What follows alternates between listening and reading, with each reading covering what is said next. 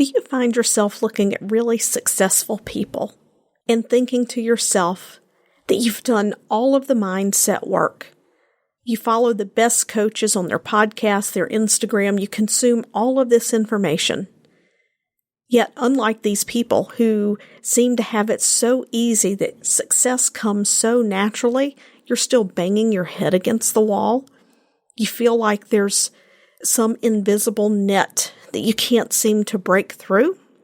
Well, then I want you to stay tuned for this episode of the Design Your Destiny podcast, because I'm going to teach you the fastest way to incorporate that mindset into your subconscious so that you can realize results even faster. You have come to the place where you can learn to harness the power of intention, to create subconscious beliefs that serve you, and to gain insights that allow you to create a life, personally and professionally, that you desire. This is the place where you leverage your subconscious mind and design your destiny. Join me now, your host, Penny Chason. Hey, it is Penny here, and I am ready to talk to you today about the one thing that really and truly lights me up. And that thing is hypnosis. And I shouldn't call it a thing. It's a skill. It's a tool. It is an ability that we are all born with. That's right. It's an ability that we are all born with. Hypnosis is something that dates all the way back to the Greek sleep temples, where people would go into trance to rest, to rejuvenate. And through the ages, hypnosis has been looked at through many different lenses, and there are a lot of different opinions about hypnosis. And that is not what this episode is about. What this episode is about is engaging in a state of mind that occurs within the brain that allows you to more easily create the beliefs that you desire in your mindset so that you can create the life that you want. Hypnosis has many, many definitions, and that's because, most simply put, people can't agree on a quote-unquote correct definition. When people experience hypnosis, when they're scanned in functional MRI machines, there are certain areas of the brain that become more active. And they know which areas of the brain become more active because they are looking at the blood flow associated with those areas of the brain.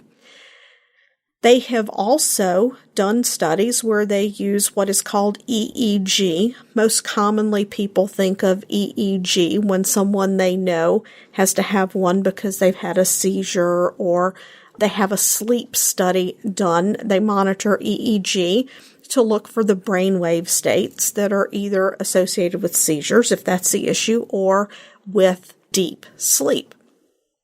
Hypnosis is associated with a couple of those brainwave states. Now, we go in and out of some of those brainwave states naturally as we fall to sleep and as we're waking up in the morning. Also, if we're doing something like mindlessly scrolling Facebook, if we are looking at something out the window and then we kind of space out, if we are driving down the highway and all of a sudden we notice that, oh my goodness, I don't remember passing the intersection at Maple Street, and I know I've passed it because I've arrived to my destination. Like, what was going on when that happened? So what was going on when that happened was that your conscious analytical mind was not engaged. And in that moment, when the conscious analytical mind was not engaged, we can become more receptive to suggestion. When I first trained to be a hypnotist, I would make sure to tell my clients to be very careful about how they talked to themselves from the time they woke up in the morning, because if you started your day out on a bad note, quote unquote, you got out on the wrong side of the bed, right? We've all heard that. If you start that negative thinking early, you are telling the brain that you are anticipating a bad day. Your brain knows what you've told it before a bad day is. It knows when you feel unpleasant, when you feel not good. So the brain begins to filter based on the anticipation that we're going to have a bad day. And it knows that when we have a bad day, we're grumpy and we're always looking for the other shoe to drop, right? So when you start out your day this way and then you get into your car and you're driving in your car down the street, down the highway, whatever it is that you may be doing, you've had these thoughts in your mind. And then as you start driving, if you're thinking in your mind, oh my gosh, I'm going to be late. I'm going to be 5 minutes late. I've got a presentation, oh gosh, John never listens to me because I'm a woman. And, this presentation I have today, I know it's something that can really, make a difference in our department or in the business. And I just really don't want to have to listen to him say that, maybe next time. And you start to say these things to yourself, and then you start driving. And as you're driving, your subconscious mind, these neural pathways are activated subconsciously. And as you're driving, you begin to go into a light trance state. And these thoughts have been churning in your mind, and now you're more suggestible. And basically, as you worry, or you have this negative self-talk going in this light trance state, you are programming your mind for negativity. You are programming your mind to look for the negative. Last year, I had a book that was published, Breaking the Fibro Code, #1 international bestseller about fibromyalgia. And one of the things that is common in a lot of people experiencing chronic pain is their family members will say things to them like, oh, geez, you were never this negative. You used to be so happy. I don't understand. Well, we all know that pain hurts. And when we experience pain, sometimes we feel like people around us need to understand. Like it becomes something that, when it's something that you can't see, but it's physically impacting your life, people sometimes, depending on their perspective in life, it's important to them that people understand that they're not faking. And it doesn't come from a place of victimhood. Victimhood is a completely other issue. I'm going to circle back around here in just a moment and get to my point about how we reprogram. But what begins to happen is over time, these conversations, these comments become habit. And then as someone goes through their day and they're having these thoughts, this becomes a neural pathway that's created that it becomes part of our automatic thinking.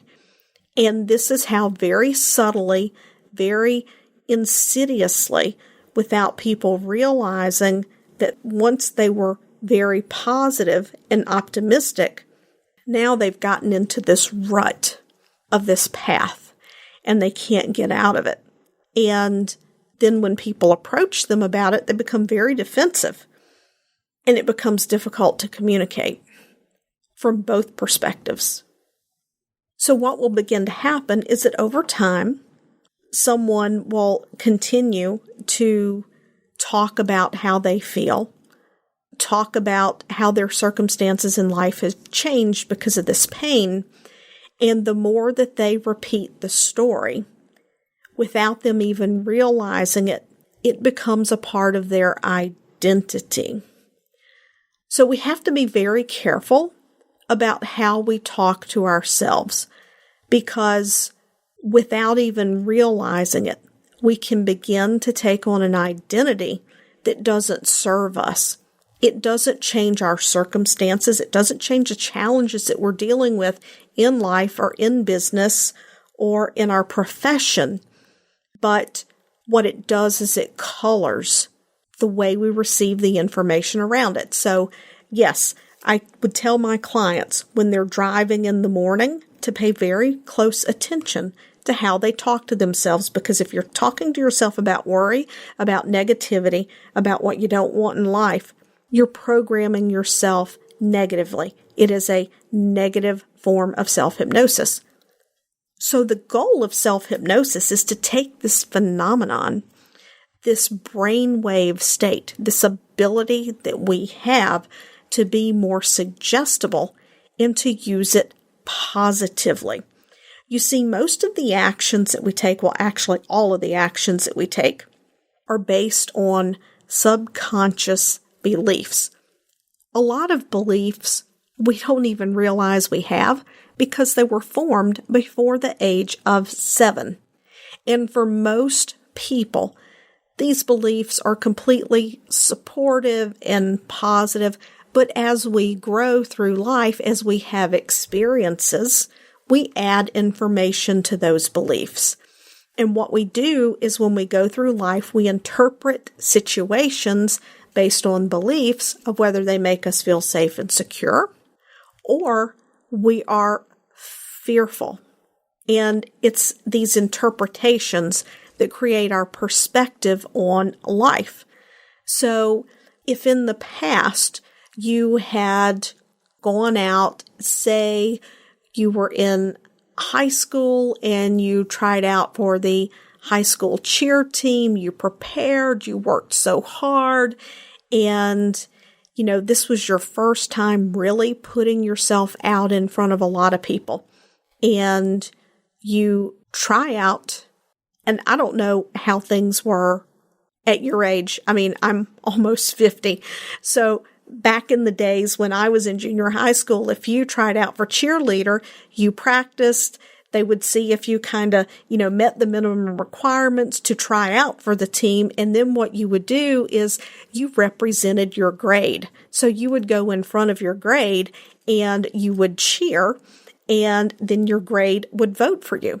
Well, I'm going to be honest with you, in 8th grade, I tried out in front of a class of 178 people, and I got 2 votes. Fortunately, I didn't let that color my life. It was just a thing that I did. I did it never expecting to make the team.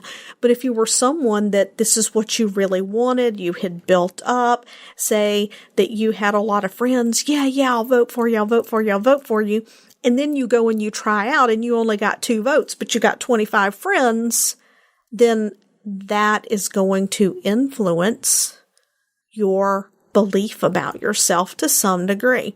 You're going to interpret that in whatever way that your circumstances cause you to interpret it.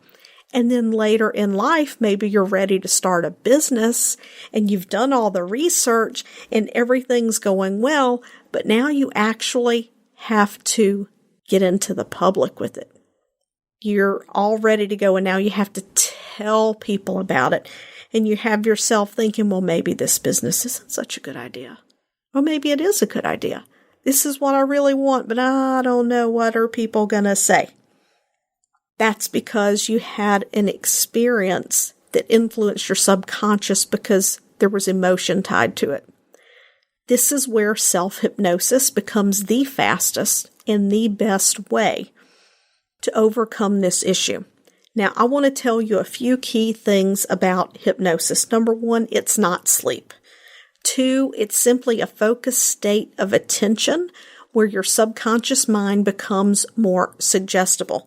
3, you can take yourself into and out of self-hypnosis anytime that you like. You actually go into it all the time. Again, you pass through that brainwave state just as you're falling asleep, just as you're waking up, and also when you're doing rote tasks like driving or scrolling Facebook. So be very careful if you're a social media person, what you're looking at on social media, because you're influencing your subconscious. So that's the first thing about hypnosis. It is completely safe. The other thing is with self-hypnosis, you want to pick one thing. You want to pick one thing, and you want to use self-hypnosis over and over and over on that one thing until you notice the change coming about naturally in your life. Your subconscious mind is very capable of change, but if you give it too many options, it will choose to do nothing because your brain is wired to survive or thrive. And anytime we create new beliefs, we create insight, we make a deep shift in perspective, our brain has to do a bit of rewiring. It's got some work to do to incorporate this new belief into a way that we think. So with self-hypnosis, the KISS principle, keep it simple, smarty pants, we're going to say, keep it simple. So for instance, if you want to program yourself that you are confident of your ability to be successful in this business, then when you go into self-hypnosis, that is your intention. You see yourself. Some people have a difficult time visualizing, so fantasize, pretend, imagine what it would look like, what it would feel like, the things you may hear people say, the things that you may hear yourself say as you open up this successful business. Going into hypnosis is not that difficult. There are lots of apps that you can download for free. That one of the easiest one is on Hypnosis Downloads. There's an app. It is 1-2-3 Hypnosis. And basically it's how to very quickly take yourself into hypnosis. You could simply do this by listening to theta tones and doing some deep breathing for 1 or 2 minutes and focusing on the feeling of the breath as you breathe in for a count of 7 and you exhale for a count of 11. Make sure you're in a safe place where you can close your eyes. You cannot be driving, watching children, babysitting, none of those things. You need to be responsible for only you when you do self-hypnosis. Listen to some music with theta tones. Breathe in for a count of 7. Exhale for a count of 11. Feel the breath as it goes in through your nose. Your lungs expand and out through your mouth. Do this for 2 or 3 minutes, and then literally allow yourself to have the fantasy as you say to yourself, I am confident in my ability to have a successful business. I have a wildly successful business. And then fantasize what that looks like. Associate with all of the positive feelings that go with that, because those emotions, that positive feeling, is what designates the importance of what you are imagining into the subconscious mind. And do this for just 3 or 4 minutes. So 2 minutes to get into hypnosis, 60 seconds to a minute and a half of imagining, pretending, fantasizing, visualizing, as many senses as you can, along with the emotion of being completely successful at what it is that you're doing. Do that 3 times a day. If you can do it 4 times a day, do it 4 times a day. And then in between the hypnosis, pay attention to how you're talking to yourself. If you find yourself getting negative, we have to eliminate that. And that's another episode, because I could talk for hours about this stuff, and it's about time to wrap this episode up. But self-hypnosis is the fastest way to reprogram your mind, because your conscious mind is not sitting there going, yeah, but Yeah, but. Well, that's nice, but you can't do that. So I encourage you to seek out self-hypnosis and to allow yourself to just use that positive visualization, because Albert Einstein found creative daydreaming, hypnosis, to be one of the most powerful tools that he had when he was solving problems, creating his theories, doing the things that Einstein did. And if you listen carefully and you pay attention, there are a lot of mega successful people right now that they will casually or briefly mention that hypnosis is a tool that they use regularly to achieve the success that they have. So I encourage you to check it out, engage in a little self-hypnosis, and begin to rewire yourself for success. Until next time, thanks for tuning in today. I would love it if you would head over to iTunes and leave a positive review about how this episode has helped you to improve your life. When you leave a positive review, it helps us to reach even more people, helping them to change their lives, and that positive energy and vibration of sharing comes back to you as we spread the message of how you can use the power of intention, creating stronger subconscious beliefs, and raising our vibration to create the life that we desire, the one that we're here to truly live so that we can fulfill our purpose in life. Once again, thanks for tuning in, and I'll see you next time.